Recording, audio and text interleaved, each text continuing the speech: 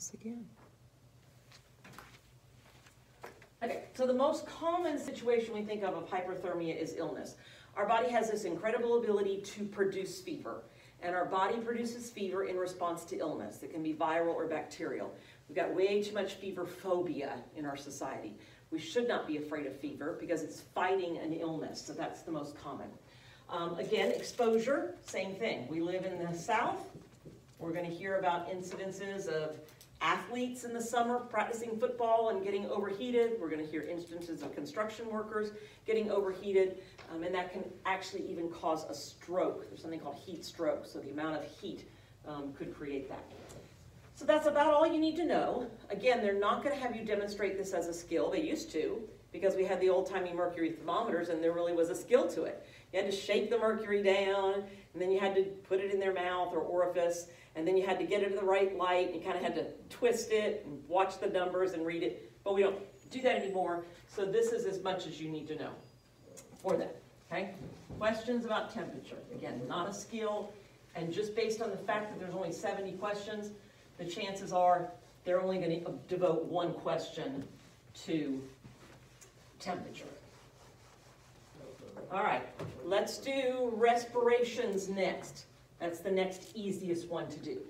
So right back there.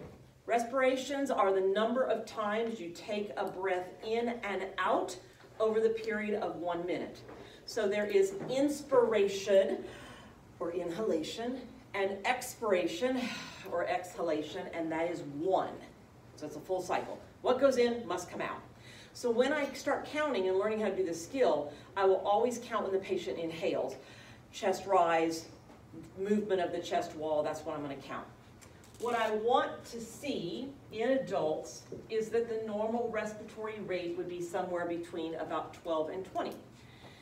Some of the literature says 14 to 20, but when we deal with the elderly population and we've got situations where they're at rest and they're not really exerting themselves, 12 to 20 is still considered within the normal range. If their respiratory rate drops below 12, we can call it hypoventilation, or the very technical term is Brady for slow, and then PNEA, which represents breathing, which is pronounced bradypnea. You guys don't need to know that, but if you just hear somebody talking, it'll kind of help you. If they're breathing faster than 20, we can use hyperventilation.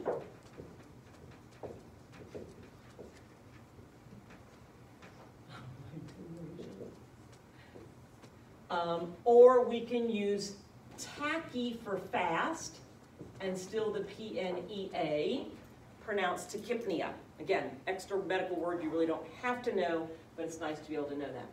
All right, so if they're breathing too slow, again, we want to think about what are some causes that I might go in the room and the patient's respiratory rate is 8. Well, one of the things is medications. Did they get over-medicated with a pain medication, a sedative, an anti-anxiety medication, a suppressive? Because our breathing center, if those meds work on the central nervous system, can lessen our respiratory rate. Again, we hate to think about it, but near death, again, we typically will start having this erratic or agonal type breathing, which will ultimately slow down. Other things we need to think about are oxygen. Now, initially, when your oxygen is depleted, or beginning to deplete, you start off typically with the tachypnea. You're trying to get your breath, and you're breathing really fast. And you see a kid who's got asthma, they're breathing really fast. If I don't correct that, people become exhausted from the work of breathing, and they start hypoventilating. Their respiratory rate drops. So I need to think about oxygenation when I start thinking about a concern. All right, hyperventilation. So again, air hunger initially, panic. Our little elderly residents may have anxiety, and you walk in the room and they're kind of, they're breathing fast because they're having anxiety or issues. Exertion or even exercise. If I have those residents take a lap around the hallway in their walker, the likelihood is when they get back to their room, they're going to be breathing a little bit faster. So those are kind of the variables to think about.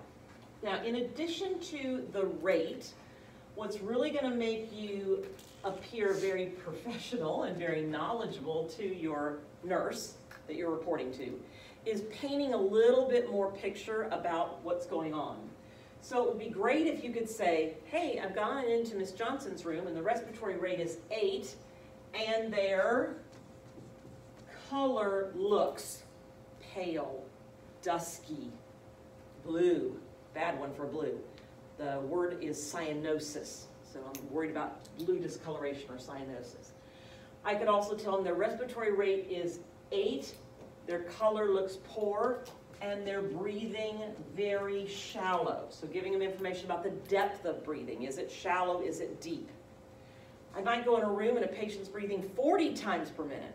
And I go tell the nurse they're breathing 40 times per minute, and I hear an audible sound. You guys are not expected to know the difference between wheezing and rales and rhonchi and all of those things. It's fun to know it, but the bottom line is when I get next to somebody, unless there's a concern with moving air, I shouldn't hear you guys breathing. I mean, I don't stand up here in class and listen to you breathe, but if somebody was having an asthma attack, I very likely may be hearing you from across the room, an auditory noise. So sounds are not good things to see. And then the effort or work of breathing.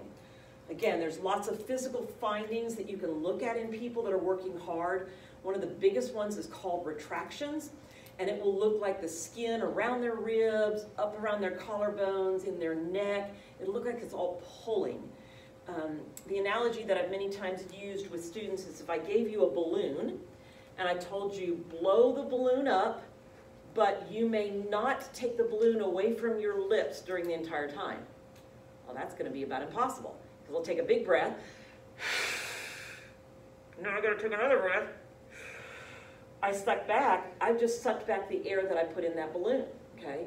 So think about that the same way with the lungs. That the lungs are working against resistance, it pulls in. So I can visibly look at the chest wall, accessory muscles in the neck, again around the collarbones for that work. It's very obvious if you ever get to see it.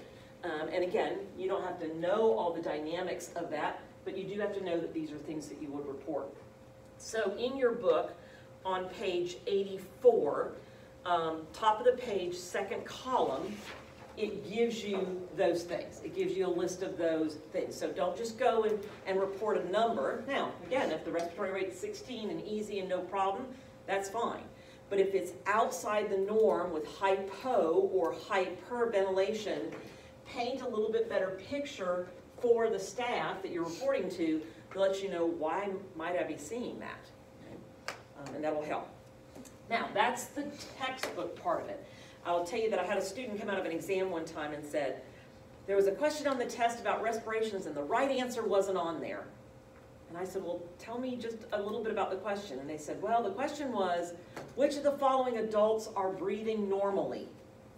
And the responses were something like this. These might not be exact, but 8 to 13, 11 to 21, 15 to 19, 16 to 23. Okay. So they were all concerned because they came out of the test and said there wasn't a 12 to 20 or a 14 to 20. That answer wasn't on the test. And I said, let's think about what the question said. It said, which of the following residents have a normal respiratory rate? It didn't say, what is the normal range? And all of a sudden they went, oh my gosh, so the only answer that falls in that whole range is 15 to 19. Okay, so be really careful when you're reading the questions. They're not trying to trick you. Again, this is a very basic entry-level test, but just pay attention to what they're asking. Because yes, I want you to know this number, but I want you to make sure you know what they're asking. Now, on the skill portion of this, you could be asked to count and record your residents' respirations. And so what you would do, your partner would be laying in the bed, you would get to the side of the bed, you'd have your watch with the second hand, and you would tell the evaluator when you're starting and when you're stopping, and you would count for 1 full minute. And you would count on inspiration, nothing on expiration, next on inspiration, nothing on expiration, for a full minute, and then be ready to record the response. Now, when you're each other's partners, kind of be nice to each other and make a little bit of an effort for it to be visible for your partner. I know you may be sitting there being nervous because you haven't taken your test and you're just kind of barely breathing shallow, but don't do that. Make a visible effort to help your partner be able to see your movement. You can't cheat, okay? You can't and make it so obvious, but you can make a little bit of effort. But as the student being evaluated, if you're having trouble seeing the chest movement, you are allowed to place your hand on your partner. Be discreet. Right here above the breast area, right here over the diaphragm, and you may feel the movement of the chest. And you're going to count for 1 full minute. Now, I realize in the real world, you guys start working, you are not going to go into every room and count for 1 full minute. You don't have time to do that. You're going to learn tricks of the trade, and that's to count for 15 seconds and multiply that by 4. It's going to go faster. But for the state exam, you must do a full minute. Okay? So what we're going to do for just a second, I'm going to pause the video for a minute. We're going to go ahead and practice this on each other.